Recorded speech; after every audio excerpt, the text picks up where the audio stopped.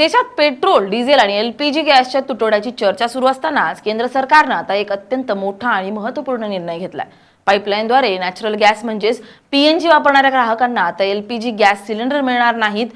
सरकारनं सोमवारी या संदर्भातील अधिकृत आदेश जारी केले असून त्याची तात्काळ अंमलबजावणीही सुरू करण्यात आली आहे। नव्या नियमांनुसार ज्या व्यक्तीच्या नावावर पीएनजी कनेक्शन आहे त्या व्यक्तीला एलपीजी सिलेंडरचं कनेक्शन ठेवता येणार नाही किंवा त्यांना नवीन रिफिलही मिळणार नाही। म्हणजेच आता एकाच व्यक्तीकडे किंवा एकाच कुटुंबात पीएनजी आणि एलपीजी अशी दोन्ही गॅस कनेक्शन ठेवण्यास पूर्णपणे बंदी घालण्यात आली आहे। या तडकाफडकी निर्णयामागं मुख्य कारण म्हणजे मध्य पूर्वेतील वाढता तणाव आणि युद्धाची परिस्थिती आहे।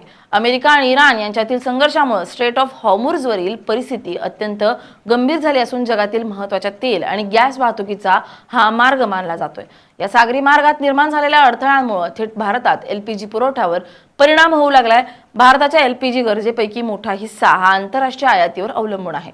2025 मध्ये भारताच्या एकूण एलपीजी गरजेपैकी सुमारे 60% गॅस आयात करण्यात आला होता आणि त्यातील जवळपास 90% पुरवठा हा थेट मध्य पूर्वेतून होत होता। यामुळे या आंतरराष्ट्रीय संकटाची झळ भारताला बसू लागली आहे। याच पार्श्वभूमीवर सरकार आता एलपीजीचा पुरवठा प्राधान्याने या घरांसाठी राखून ठेवण्याचा प्रयत्न करतोय, जिथे अद्याप पीएनजी म्हणजेच पाईपलाईन गॅसची सुविधा उपलब्ध नाही, जेणेकरून ग्रामीण आणि निमशहरी भागातील नागरिकांना इंधनाचा तुटवडा जाणवणार नाही। दरम्यान परिस्थिती नियंत्रणात ठेवण्यासाठी सरकारनं काही भागांमध्ये व्यावसायिक वापरासाठीच्या एलपीजी पुरवठ्यात मोठी कपात केली असून घरगुती वापराला सर्वोच्च प्राधान्य दिले।